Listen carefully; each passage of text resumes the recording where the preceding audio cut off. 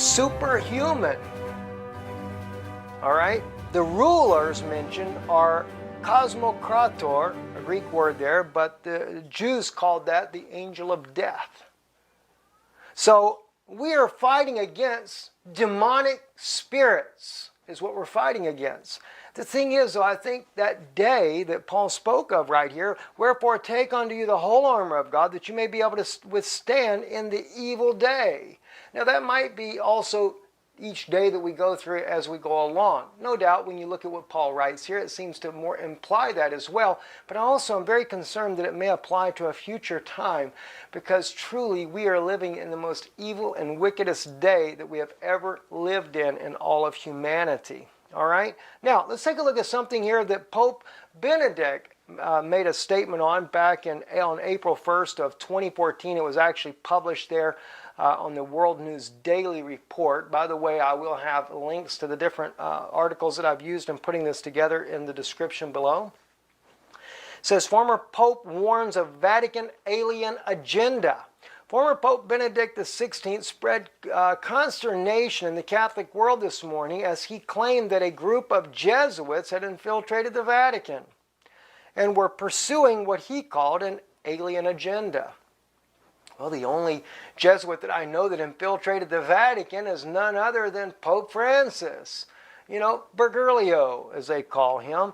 In a press conference rebroadcast live on FM German Catholic radio station, Radio Horeb, the first pope to retire from his position in 598 years, expressed his feelings of deception as a sinister group of members of the Vatican are pushing on for the search of extraterrestrial life through their Lucifer II large binocular telescope based at Vatican Observatory on Mount Graham in Tucson, which it's actually Arizona, in the USA. And he's right. They are on a quest for alien life.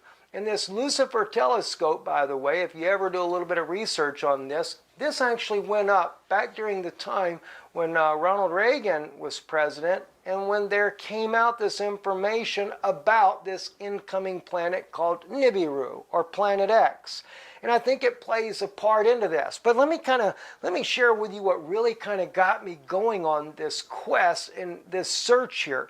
And that was what I shared with you the other day about the name of Yeshua. You know, I was looking at how God, how he has, his name, we might say, has evolved.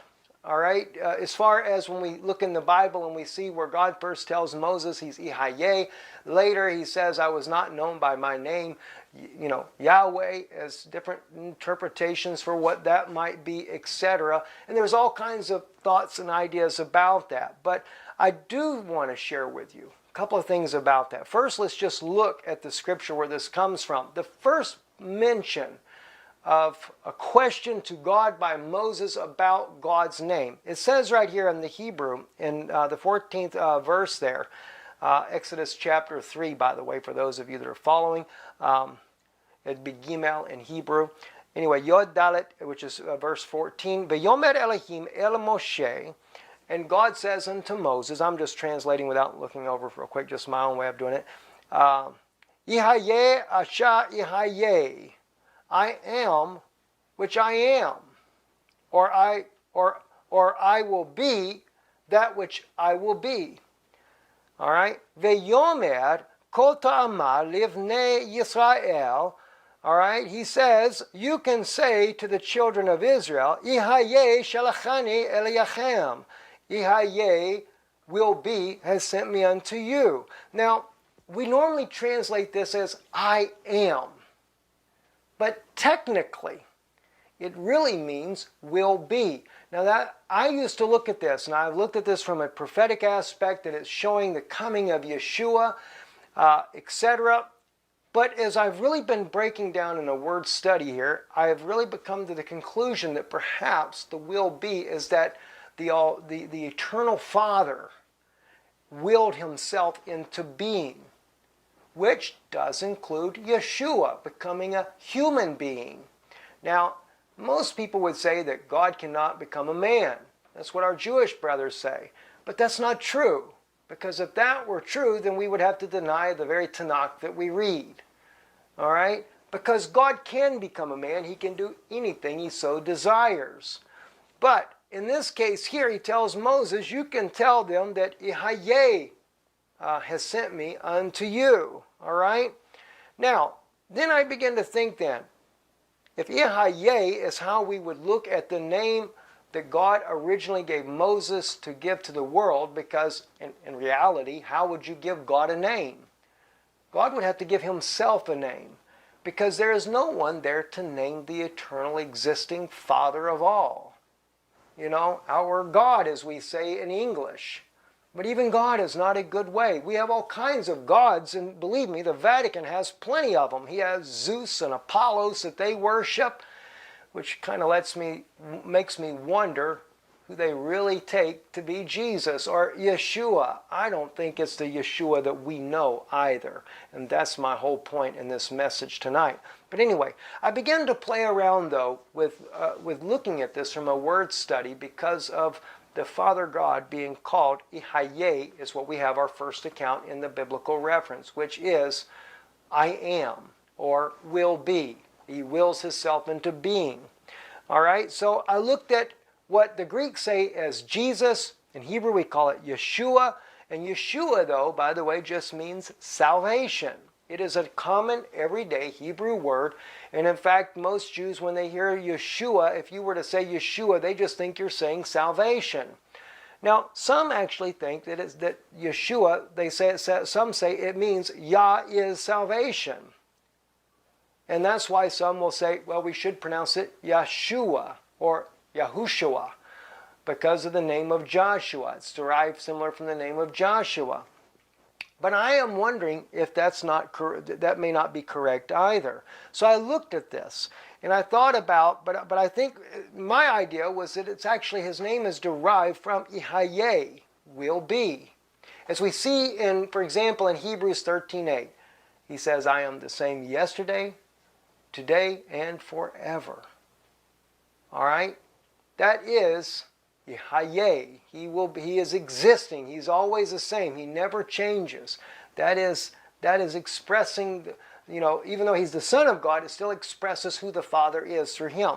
All right, so anyway, the self-existing one willed himself into being, so perhaps Yeshua is I am salvation. And that's what I begin to look at, that he is salvation.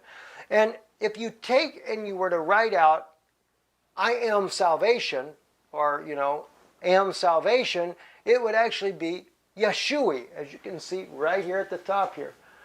Yeshui, all right? I am salvation would be Yeshui, right? As I did my research and I discovered that the Catholic Church had stolen this very name. This is what really got me. You see, when I knew in Hebrew that we use the word Yeshua for the word salvation, but if the Father of Heaven had willed himself into being so he could speak to Moses, then he would also will himself into a man, into the womb of Mary.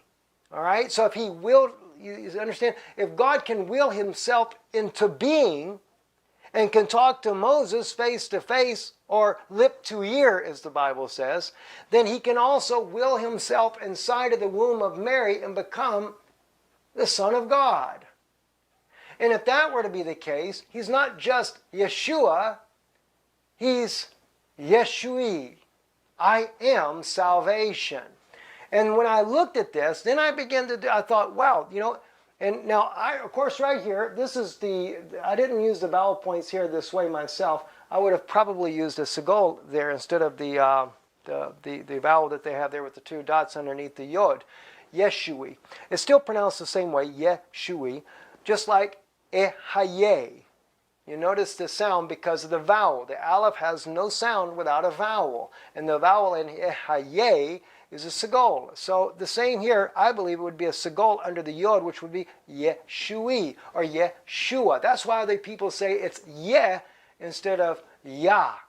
All right, just a thought there. Anyway, so as I did this from a word study, I thought, what would this, let me just double check. So I ran into Google Translate just to translate this out to see that it would translate, I am salvation, because I know that's the right way. You drop the hey, add a yod, which is where you get the word I, or I am, Yeshua. Yeshua, salvation. I am just salvation. And when I did, this is what came up on Google Translate. Yeshua, Jesuit. And I was blown away. I was blown away because the Vatican, the Roman Catholic Church, had taken for this organization called the Jesuits, they had stolen the very identity of Yeshua and called themselves Jesuits. Yeshua. Their name literally means, I am salvation. Isn't it ironic that the very Pope that we have in Rome today is the first Jesuit the Catholic Church has ever put at the top ranking position of the Vatican, and his title as Jesuit is also, I am salvation. All right, and so he is declaring that he is the I am salvation to the entire world. Now, let's look at something else that's very important. In 1 John 2:18 says, little children, it is the last time, as you have heard that the Antichrist shall come, even now are there many Antichrists. All right? Whereby we know that it is the last time. So even all the way back during John's day, there were a lot of Antichrist. It says, they went out from us, but they were not of us. For if they had been of us, they would no doubt have continued with us. But they went out that they might be made manifest that they were not all of us. So an Antichrist, or the word Antichrist coming from the Greek word Antichristo, which is something that is like the Messiah, like the real deal, the real McCoy, as we would say. But he's not the real deal. And this is what we have with the Pope of Rome. See, they're trying to be like Christ, but they're not. And just like he says here, they went out from us because they weren't of us. All right? So they are professing Christianity. But ye have an unction from the Holy One, and you know all things. I have not written you because you know not the truth, but because you know it, and that no lie is of the truth. Who is a liar? Watch this. But he that denieth that Jesus is the Christ, he is the Antichrist, that denieth the Father and the Son. Now, most people would stop right there and say, well, see, brother, he can't be the Antichrist. He can only be the false prophet because he doesn't deny that Jesus is the Christ. He doesn't deny the Father and the Son. Bear with me then. Bear with me. And by the way, I believe that every pope that has ever been has been an Antichrist or the Antichrist spirit. But now I realize their head demon is coming. That's going to be the Antichrist that they want to rule here on the earth. A false Messiah, a false Christ. All right, so just kind of bear with me as we go through this, guys. Now, I know many of you out there, you believe like people like, and I've got good friends that believe, for example, Obama is the Antichrist. And a lot of people say if Obama doesn't do something while he's still in office to stay in office, then it's going to be even stranger. I don't think that Obama is going to stay in office. Even if a war gets started, I still believe that more than likely that Donald Trump will get in. Because Donald Trump is vowed to protect the Catholic Church. And that's what Rome needs. They need a warrior that will protect them. Okay? You'll see why in just a moment. Now, Pope Francis says he would baptize aliens. Who are we to close doors? This was published on theindependent.co.uk Tuesday, May 13th, 2014. Pope Francis has said that he would be willing to baptize aliens if they came to the Vatican asking, who are we to close the doors to anyone, even Martians? In a homily yesterday dedicated to the concepts of the acceptance and inclusion, Francis recalled a Bible story about the conversions of the first pagans to Christianity, according to reports on Vatican Radio. He said Catholicism was a church of open doors, and that it was up to the Christians to accept the Holy Spirit, however unthinkable and unimaginable it appeared. Guys, you need to really let that one sink home. All right, let me just back up for a moment and remind you. See, the Antichrist is one that denieth that Jesus is the Christ, or Yeshua. He is the Antichrist that denieth the Father and the Son. How would he deny him then? How can the Pope of Rome deny him when he says the name Jesus every day? it's easy. If he brings you another Jesus that's not the Jesus that you know of, that's not the Yeshua that was there 2,000 years ago that gave his life on Calvary so that when he died, his life could come back upon you as the believer.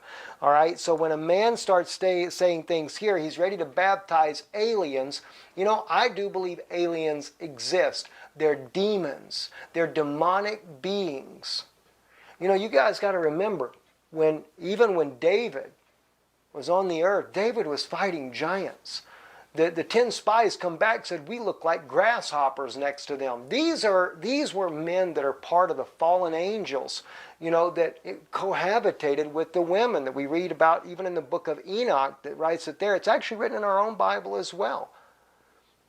You know, the sons of God saw the daughters of men that they were fair and took unto themselves women. Okay? I mean, come on, guys. That's fallen angels is what that is. And that's what Enoch speaks about. And so he's talking about that they don't close the doors, that it was up to Christians to accept the Holy Spirit however unthinkable and unimaginable it appeared. This man's trying to prepare you. He's preparing your minds to accept an alien invasion is what I would call it. It's really a demonic invasion. The 200,000 demons bound in the river Euphrates. You know how they're playing around with CERN and all these things here? Something's about to happen. They're about to bring up these demons. But they're wanting you to think, it's unthinkable and unimaginable. But you know, people are just willing to believe anything this man says. They make him God. Right? So Pope Francis, he goes on, same article, describing how, according to the Bible, Peter was criticized by Christians of Jerusalem for making contact with the community of the unclean pagans. Francis said that at the time, that too was unthinkable. If, for example, tomorrow an expedition of Martians came to us here, one said, I want to be baptized, what would happen? Clarifying that he really was talking about aliens. The Pope said, Martians, right? Green with long nose and big ears like children's drawings. He's not playing around, friends. And let me tell you something, to give credence for what he is saying here, Gary Lowry, good friend of mine, that has shared with me of his own encounter of what happened to him. He said to me, he knew that they were demons. He said they tried to say that they were his brother and that they were repenting. They wanted to repent for what they had done, the evil that they had done in the cause of the fall of Adam and Eve. Really. Pope's ready to baptize them. He's ready to take demons that God has cursed and to baptize those demons. Let's move on. Now, this is from the book called The Apocalypse of Thomas. It is an extra-biblical book. It is part of the Apocrypha. But I think it's noteworthy to read something here.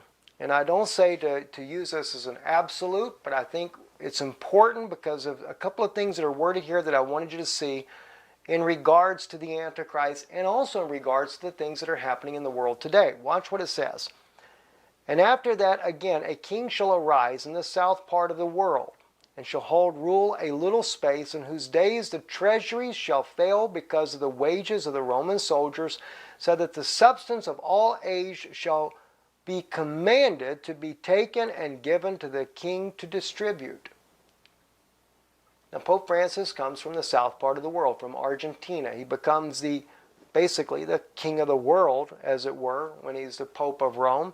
And the Roman soldiers is controlled by the Vatican under the United Nations, the way he governs on which countries we will war with. Now they pretend like that they're not doing that. He pretends like he's the man of peace to bring about peace, but that's not true. He dictates what wars are to be fought and when. That's his Roman soldiers. The United States is the chief Roman military for the United Nations that is guided by the Vatican itself. And doesn't he talk about redistribution of wealth? Isn't that another thing that the Pope is doing? And is it not so that the U.S. dollar is near collapse? And of course, that's what it says. And why is it near collapse? Because of all the wars we're fighting around the world. All right? So thereafter shall be plenty of corn and wine and oil, but great dearness of money, so that the substance of gold and silver shall be given for corn, and there shall be great dearth. People are collecting gold and silver. I haven't been able to do that yet, but I don't really personally think it'd do you any good. I think it's better just to buy yourself a little bit of food anyway, so you don't have to worry about having gold and silver. It's a lot cheaper anyhow. At that time shall be very great rising of the sea, so that no man shall tell news to any man. That sounds more like Planet X coming to me. If the moon, when it got close to the earth, can cause the sea levels to go up like it did, imagine what it'll be like when the ninth planet, as they call it, gets closer to the earth and causes our seas to rise. That the kings of the earth and the princes and the captains shall be troubled, and no man shall speak freely. They are wanting to change freedom of speech. They're talking right now about getting rid of alternative news. It's going to become nothing but NATO or United Nations approved media is what's going to happen. Gray hair shall be seen upon boys, and the young shall not give place unto the aged. We're seeing that as far as the children today, they don't have respect for their parents. And that's something Yeshua said in the Gospels. After that shall arise another king, a crafty man, who shall hold rule for a short space, in whose days there shall be all manner of evils, even the death of the race of men from the east even unto Babylon. Now, could this be speaking about Barack Obama? Because granted, there's been a lot of wars in the Middle East, and it's almost bringing about the annihilation of the Arabic people. What my concern is, though, is that President Trump, although he would want not to have a war with Russia, he's also wanting to war with Iran. Is this going to bring about annihilation of peoples? I don't know. And it doesn't have to be an American king either, by the way. It could be any king. It could be Putin, for all that matters. I don't know who it's speaking of. But he says, and thereafter their death and famine and sword in the land of Canaan, even unto Rome. The word Rome is inserted there. They don't know if it actually says Rome. Then shall all the fountains of the waters and wells boil over and turn into blood. The heavens shall be moved, the stars shall fall upon the earth, and the sun shall be cut half like the moon, and the moon shall not give her light. There shall be great signs and wonders in those days, when Antichrist draweth near. That's what got my attention. When the Antichrist draweth near. In this regards here, I think that Pope Francis and all the consecutive popes, to me, have been the Antichrist spirit moving down as John spoke of it. But in this part here, Thomas speaks of another Antichrist that draws near. Is there something going on? Are they going to try to bring in a demonic spirit, an alien as it were, and make him the Christ that is coming? It wouldn't be hard for them to fake it. You know, this is one reason why I think all the chemtrails are going on. You know, and the chemtrails, this metallic metals and stuff that is dispersed in the atmosphere. It would be very easy for them to take and do something to make it look like a Messiah is coming. Or better yet, what if they're going to use CERN to open a portal or something of that nature there? You remember in the Bible when Jacob, when he's going to get himself a wife, he stops in what is believed to be, most people believe it was right where the temple stood, and he saw the ladder in heaven where the angels were ascending and descending. You know, some think that Jerusalem and the Temple Mount is an actual portal. But see, Jacob was seeing good angels. He wasn't seeing demonic beings. But I believe that with CERN, and also it is believed to be that this weather thing that America has up in Alaska is able to actually open wormholes, one dimension to another. And I'm very concerned that the Pope of Rome, working of course with other, as they call them, elites, are on a demonic mission. And they're going to try to bring in some kind of devil, as they call it, an alien, and say that this is Yeshua returning. Now let me share some other things with you. This article right here on your screen now, I don't know how well you guys can see this, but the link is in there below. It is in Russian. It is not in English. And I know that there is a website called whatdoesitmean.com that is considered to be a satire news website. All right, and I have looked at that from time to time. Sometimes I see that it doesn't seem to really be real, and then there's other times that they're right on what they report on. But Novosti, Real 9 Novosti, is a very respected Russian news website. It is not listed as a satire website, and they actually carried an article that was very similar to that of the one that was on What Does It Mean? And I want to share this with you because this is talking about when Kirill, the patriarch of the Russian Orthodox Church, went to Antarctica. And keep in mind, we have a lot of people that have been going to Antarctica. We saw that John Kerry went there. John Kirby went with him. There was reports in Russian media that when he went to Antarctica, that he went there to meet with some kind of alien beings that are living there in the Antarctica. I can't say if this is so or not. I have no way to be able to prove that or to verify it. I do know that we have documented evidence that Admiral Byrd actually fought a battle in the Antarctica after World War II.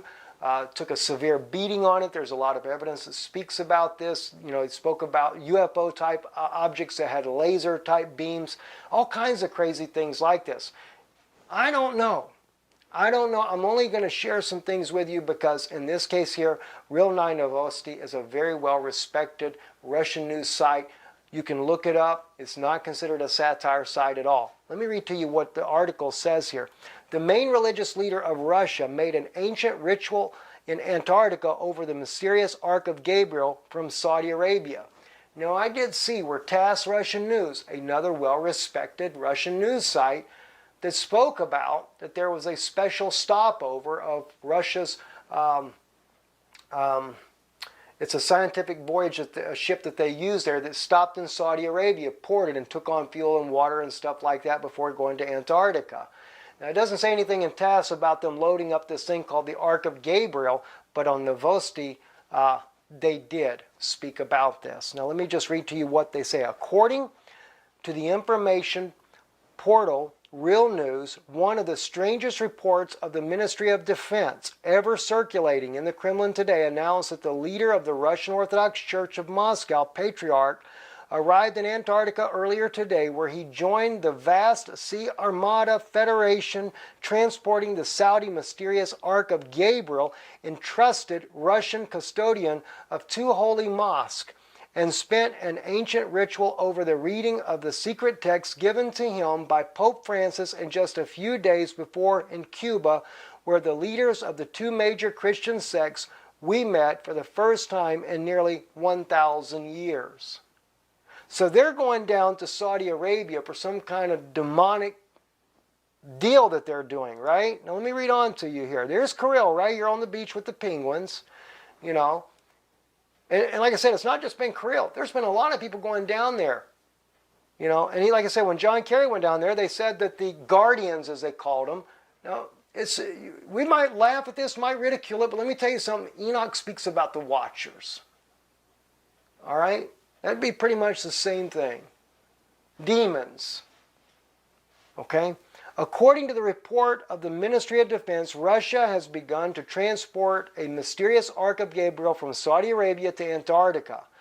Remember in the news a little while back when they spoke about the stampede that killed, 4,000 people?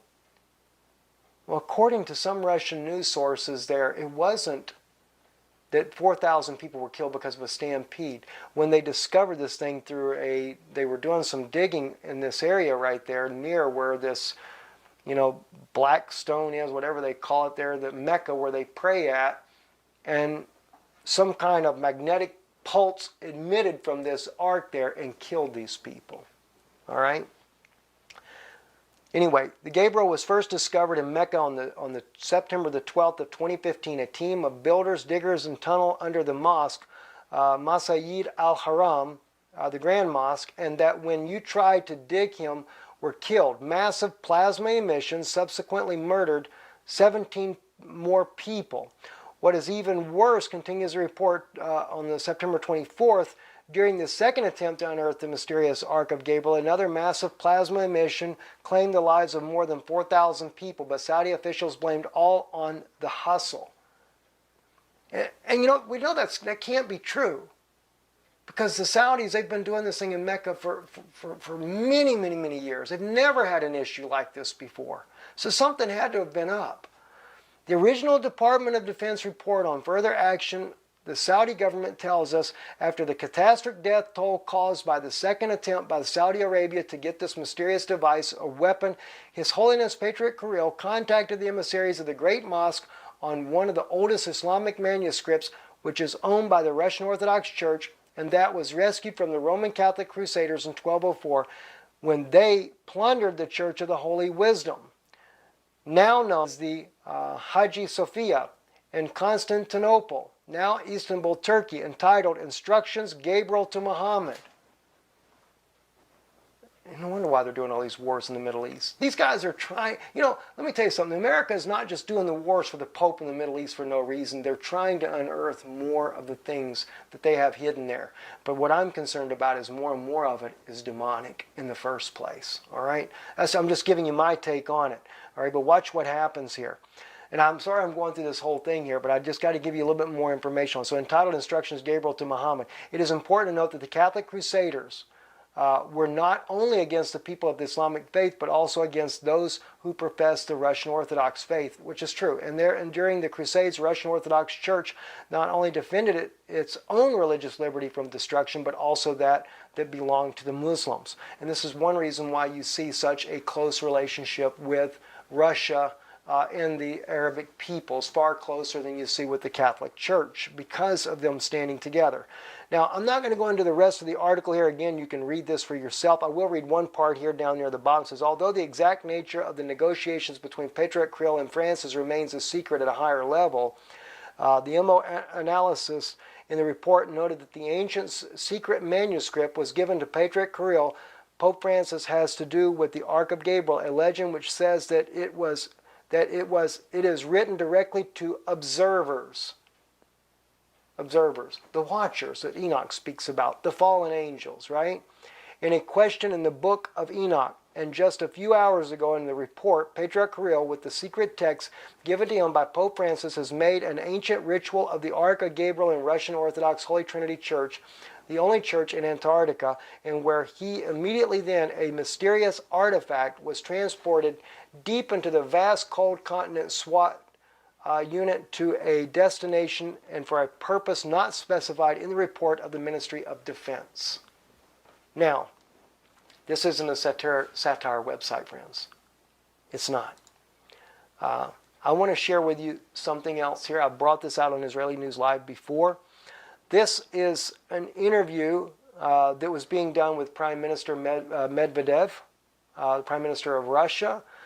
He's speaking with a girl who is a Russian reporter. She thinks it's hysterical what he's talking about, but I want to just play this real quick. It's kind of to build up what's going on here, that it's not just a joke, guys. It's something that's really going on.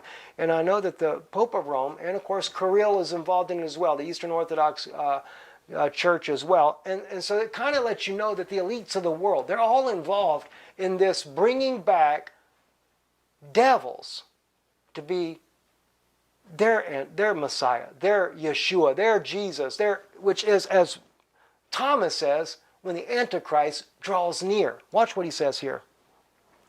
So anyway, he says, actually I don't have the sound on this, sorry about that, but anyway, it's in Russian anyway, so I'll just read it. So he says, Mr. Prime Minister, you know everything. Aliens visited Earth, she asks, all right? And he answers back to her. He says, I tell you, the first and the last time, all right. Together with Nuclear Suitcase, President brought a folder, top secret, and it's entirely devoted to the strangers who visited our planet. All right. Now, it continues on. I just have to wait to change his face. And she's laughing at this point, thinking this is funny. He's not laughing. The report is provided by the special service which handles the control of aliens in our country. Special service. All right?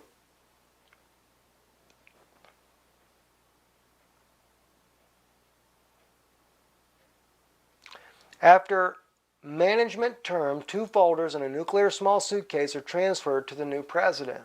That's what he says. He continues on. You can receive more detailed information having watched the Chronicle documentary film in the same name. And she's laughing about it.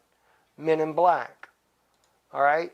Now, this is not the movie in America, Men in Black, but it's funny though because the movie in America, Men in Black, they speak about that they are the ones that control the aliens on the planet, but it's just a comical fiction film. This man's not cracking a joke. You have to remember too, recently Vladimir Putin has said to President Barack Obama, either you're going to tell them about the aliens that have visited this earth or I'm going to do it. You have a choice. So there's some kind of big thing going on about this, and nobody's letting anybody know nothing, right? But watch what he says here. Reporter, oh, you, how many? She thinks it's a joke, all right? He says, how many of them among us? I can't tell because the panic will begin. You know, I know people that are sane people that I've never looked at as being crazy that have been through things like this. You know, I used to think, it's probably just silly and stuff like that, but more and more as I'm seeing what Rome is up to, what this New World Order is about, I believe that they're fixing to bring demons here to be the Messiah, to fake a millennial reign. Let me read to you some things here. 2 Corinthians 11:4. For if he that cometh preacheth another Jesus whom we have not preached, or if you receive another spirit which you have not received, okay? Or another gospel which you have not accepted, you might well bear with him.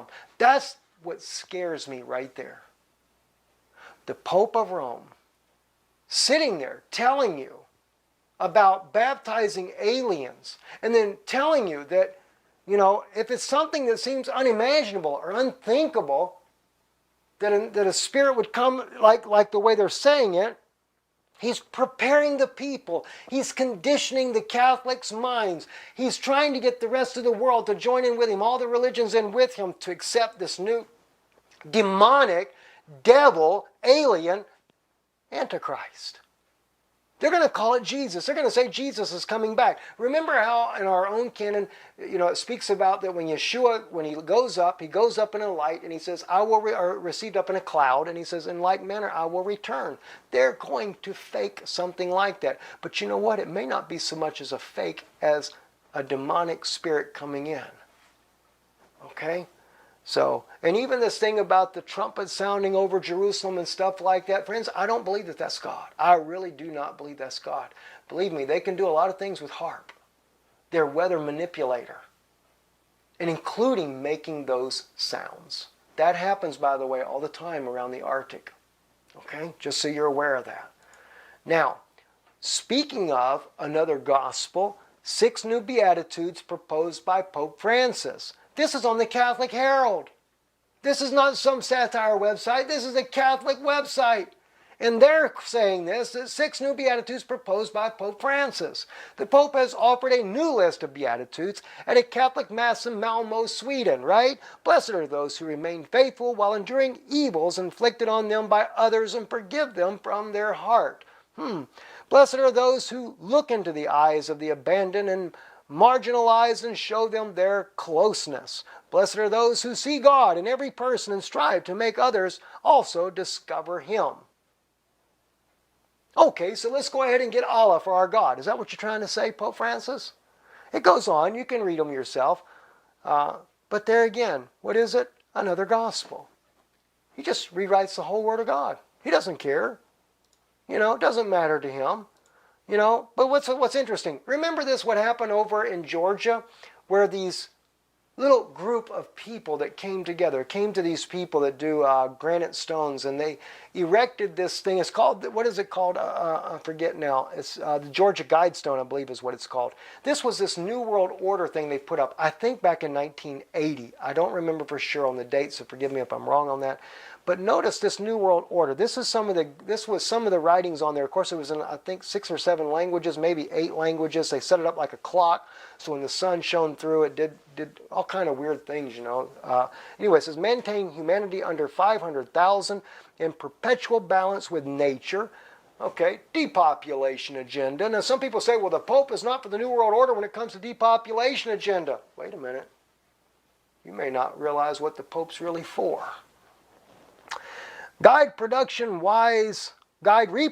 wisely, improving fitness and diversity.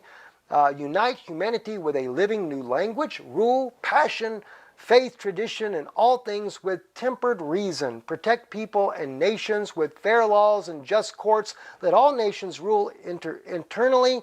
Resolve external disputes in a world court. Avoid petty laws and useless. All right, well, that's interesting. Now, looking at these here, let me share with you some things that Pope Francis has stated. Pope Francis traveled to New York City to deliver a speech that kicked off the conference during which the United Nations unveiled a new universal agenda for humanity. Well, doesn't that sound like the Georgia Guidestones there? That was in September 2015, July 2015. During a trip to Ecuador, Pope Francis spoke of the need for a new economic, ecological world order, in which the wealth of the planet is shared by everyone. Remember what we read over there in the Apocalypse of Thomas, that redistribution of wealth? See what he says? In which the wealth of the planet is shared by everyone. What do you know there? Pope Francis denounced global capitalism and refers to its excesses of the dung of the devil. In June 2015, Pope Francis called for a new global political authority. What does it say on the Guidestone here? Let all nations rule eternally, resolve external disputes in a world court. Protect people and nations with fair laws and just courts. By the way, Pope Benedict had talked about the Catholic Church should run the world financial system. June 2014, for the first time in the history of Catholicism, Pope Francis authorized Islamic prayers and readings from the Quran at the Vatican. Well, there's your one world religion. By the way, this was taken from Charisma News on August 1st of 2016. Seems like Charisma News is still recognizing that Pope Francis isn't the best thing in the world for the Catholic Church. Now, I mentioned to you that the Pope of Rome is made, even though he doesn't believe in contraceptive, things like that, at least for abstinence would be a good idea, right? But he is very much, when I say abstinence is a good idea, please don't misunderstand me. In other words, what I'm saying is if you don't believe in contraceptive, you can be a little bit more humane and treat your wife as your friend as well. It doesn't have to be about, I won't go there. So she should be your friend. Let me put it that way. That should be the most important thing, is your friend. And then let love have its course as well. Anyway, Pope Francis appoints population control extremists to the Vatican Post, according to Breitbart magazine on June 17, 2015. A scientist who believes that the world is overpopulated by 6 billion people has been appointed by Pope Francis to the Pontifical Academy of Science. So, don't worry, Pope Francis might say that, go ahead and have all the kids you want, but he's got a guy in there that's going to make sure he culls off about 6 billion of you in the process. You remember the famous part about Yeshua when he was taken up by Satan and he was showed all the kingdoms of the world in a moment of time. Remember what the Satan said to him? Let's look at this. And the devil, taking him up into a high mountain, showed unto him all the kingdoms of the world in a moment of time. That's all the kingdoms that ever will be, right? And the devil said unto him, all this power will I give you, and the glory of them, for that is delivered unto me, and to whomsoever I will give it. If thou therefore will worship me, all shall be thine. Do you realize that Satan was promising Yeshua the ability to live and to govern all these kingdoms on the earth? That might make you think a little bit about demonic beings that might be in another dimension that have been trying to rule the affairs, demons inside of people, like in the elite class of this world. The popes of Rome, the archai, as they are, the archbishops there. that are ruling this world by demonic forces. Yeshua would not accept it. Because Satan knew that once he died, his life would impart to those that would believe in him. And that's what he didn't want happening, because Satan wanted to keep us enslaved, imprisoned in these human bodies where we cannot escape this demonic world. Let me share some more with you here. Giulio Miotti. Actually, I got a message from Giulio just the other day. Exclusive, a seat for the Pope at King David's tomb. Giulio Miotti he's an author. He's an incredible author. He really stands for Israel. He's an Italian man. And as far as I know, Giulio's not even Jewish, but he really makes a strong stand for the Jewish people. But anyway, he says, a historic agreement has been drafted between Israel and the Vatican. The Israeli authorities have granted the Pope an official seat in the room where the Last Supper is believed to have taken place on Mount Zion in Jerusalem, and where David and Solomon, Jewish kings of Judea, are considered by some researchers to also be buried. It is the culmination of a long campaign by the Catholic Church to regain religious stewardship over the place where Jesus is supposed to have broken bread and drunk wine with his disciples on the eve of his crucifixion. This is an enormous issue pushed through without any public debate. Now remember, the Catholic Church has had its eyes on Jerusalem for a long, long time, and they're not going to give up on it. It is a place that they feel like it must be, and there's some things I'm going to share with you in a moment that will make it more understandable why this is going on.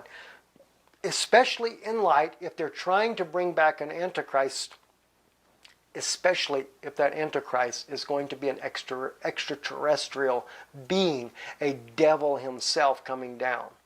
And I have never thought about it like that. I looked at where John says there's many antichrists already, so I always knew that the popes are all antichrist in the first place. I've always believed Pope Francis is an antichrist. I believe that Pope Benedict was an antichrist. But there does come a day that there is one final leader coming that is supposed to try to mimic that of Jesus. Now, let's move on. King David's tomb's room conquered by the church. I shared with you guys from the book of Obadiah in verse 16. Bible's too far away for me to reach right now. Where he speaks about that they would drink upon my holy mountain.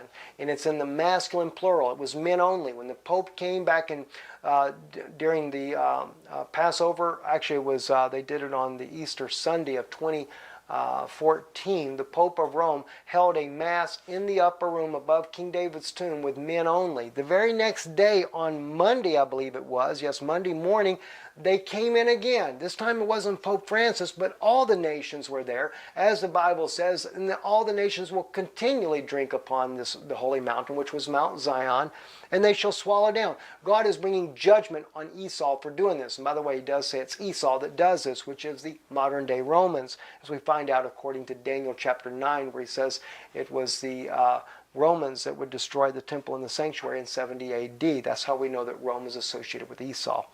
But anyway, so they took and they came into King David's tomb, filmed on Sunday. It now turns out that Mass was held again on Monday morning, this time in the very room where King David's tomb is said to be located. The Rabbinate Yocheved Grossman, a lead activist for King David's tomb, reported to Arutz Shiva that the numerous priests and monks held a mass service in the room of King David's grave marker. They're fulfilling biblical prophecy to the letter, but God shows in every case it's demonic what they're doing. And all right, I've got to do it. I've got to pull it out for you guys. You know, Obadiah right here.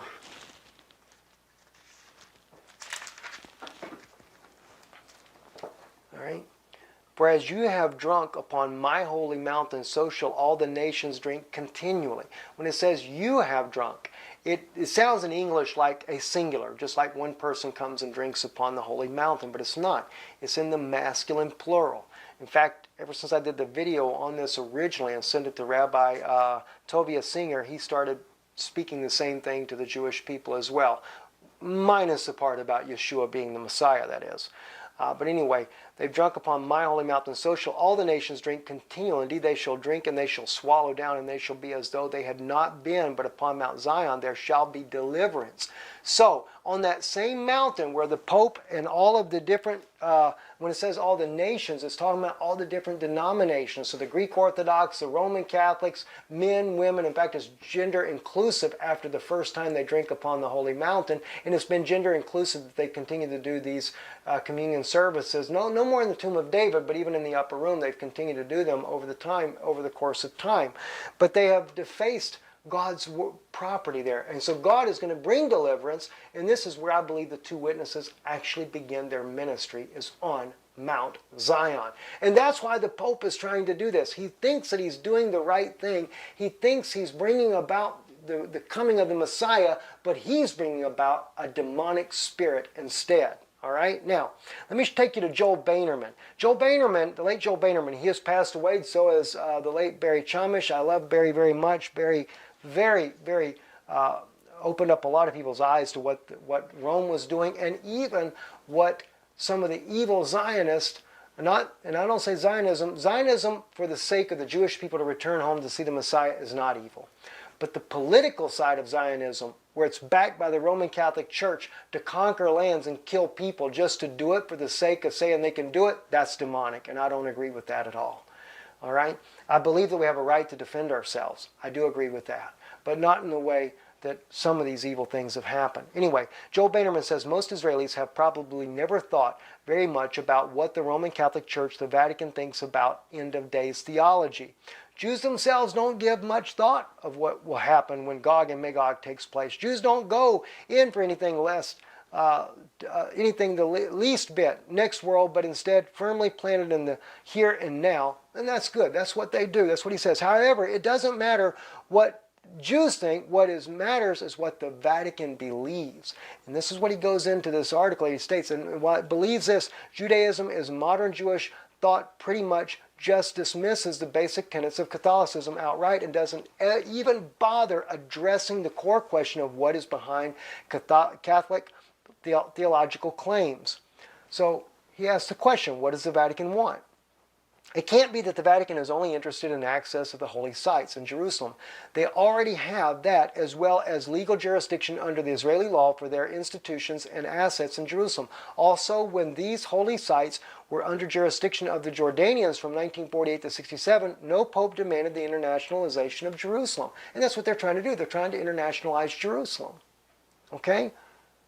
It is something else which the Vatican wants. The Roman Catholic Church needs to have certain versions of the events to be played out for them to stand in front of mankind and proclaim our Messiah has returned. And of course to the Jews, this Messiah will be false as the first one was supposed to be. Don't matter. This is the goal of the Vatican, and this is what all Israelis need to worry about.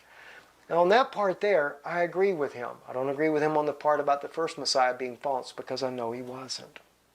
But when it comes to the back to what the Vatican is doing, I do agree with him there, because they're trying to bring about a Messiah, and I believe it's a demonic being. All right, now notice this also, United Nations Resolution 181.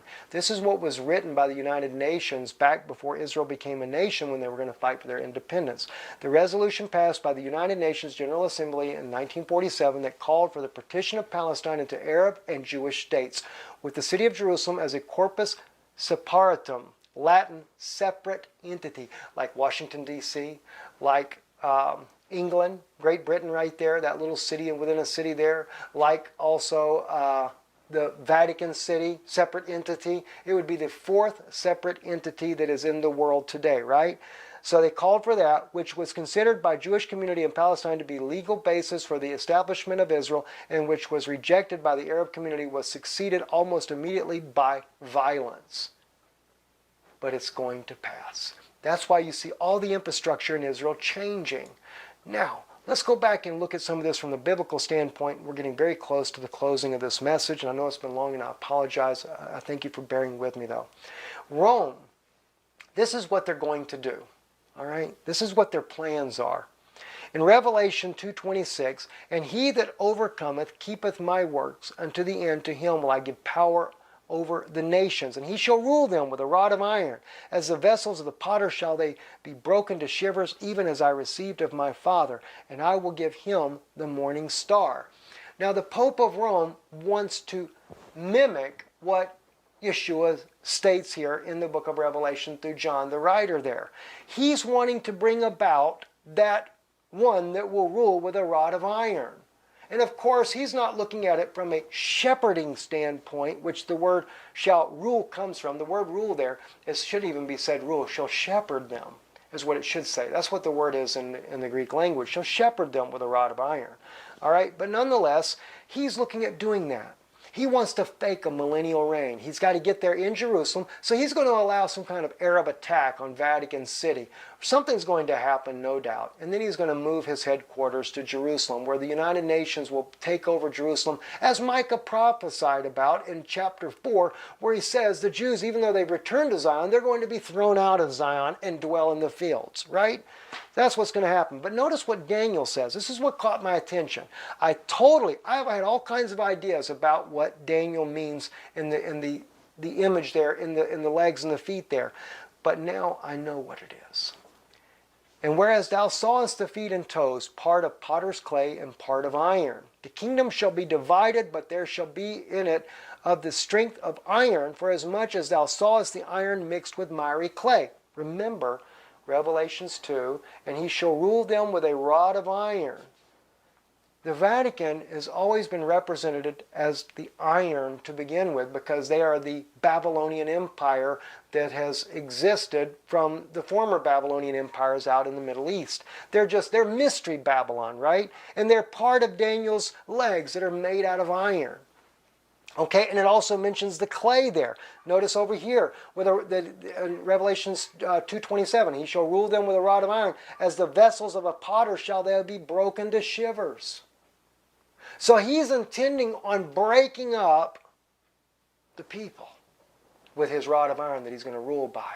But you got to remember, Daniel's vision, there's this image without, or this one without hands takes that stone and busts the feet into pieces. He destroys what's going on. Now watch what happens here. And as the toes and the feet were part of iron and part of clay, the kingdom shall be partly strong and partly broken.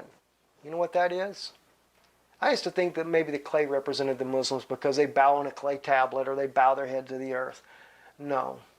Iron is the Roman Catholicism that's in the world today. The clay, the broken part, is the fact that clay represents the human beings. It represents the Christians that broke away from the Catholic Church, and they're all throughout the world, but they're all kind of denominational systems as well. So they're broken.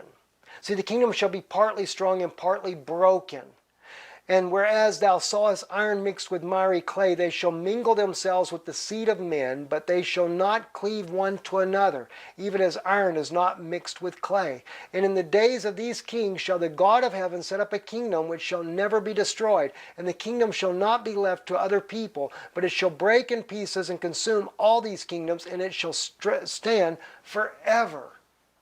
So God has got to break up all these systems. He's going to break up Rome. He's going to break up all the denominational creeds. That's why you're two witnesses. It says two witnesses, not two Baptists, not two Methodists, not two Presbyterians.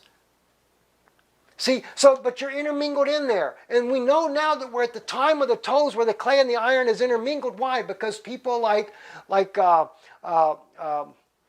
what's his name there? Kenneth Copeland. You have Rick Warren. You have all these guys that have taken the churches back in, and they've mingled themselves and they twisted themselves into the feet of Daniel's vision, where the iron and the clay is mixed together. But it doesn't hold well because the clay doesn't hold with iron. Okay? But it's all got to be broken up. The thing is, though, the Pope of Rome is going to try to do it. And he's going to try to bring in a false Messiah to rule with that rod of iron. And I think that when you see Nibiru and this idea here, this may be what's going to cause the seas to rise like unbelievable according to the prophecy of the Apocalypse of Thomas. If it's correct, I can't say that it is. I just think it's interesting. You have CERN. And as you can see by this photograph here, it's like they're trying to go into another dimension, another world. Remember, don't forget, there are how many demons are bound? There's 4 angels in the river Euphrates, right? Saying to the 6th angel which had the trumpet, loose the 4 angels which are bound in the great river Euphrates. And the four angels were loosed, which were prepared for an hour and a day and a month and a year to slay the third part of men. And the number of the army and the horsemen were 200,000 and thousand. And I heard the number of them. You know, they're going to try to do a population reduction just like they're doing now. Look at all the wars that the Roman soldiers are fighting in the Middle East. They got brother fighting against brother, killing each other. That sounds like another Jesuit-inspired civil war like we had in America. The Jesuits caused the Civil War in America, and then they killed Abraham Lincoln on top of it, and now they're trying to bash in his character. Abraham Lincoln said that the Jesuits one day would cut his throat from ear to ear and would ravish his wife. Well, they didn't do it that way. They just put a bullet to the back of his head, but he was right. One of the few good presidents that America ever had. Anyway, I'm Stephen Benoon. You're watching the Noon Institute of Biblical Research. I know this was long. Thank you. And thank you for those of you that stand with this ministry and support this ministry.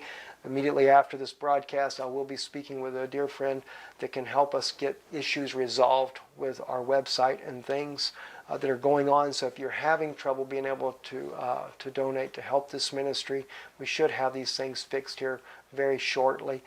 Those that are able to give anyway, we thank you very kindly. And I've got tons of letters I need to respond to because mainly it's been over, weeks and stuff that people have sent, and I just have not had a chance to get back to it. But I do read the letters, and we will be responding very soon. And thank you for your patience. I also want to thank, there was a sister from Florida that sent me a little coin there. And she knows I like coins, and I just thank her for that. And I got just recently, someone sent me an old picture book of Jerusalem, very old book, that was just such a blessing. God bless you. Thank you for that. Thank you for your love and kindness. We do appreciate it greatly. Shalom.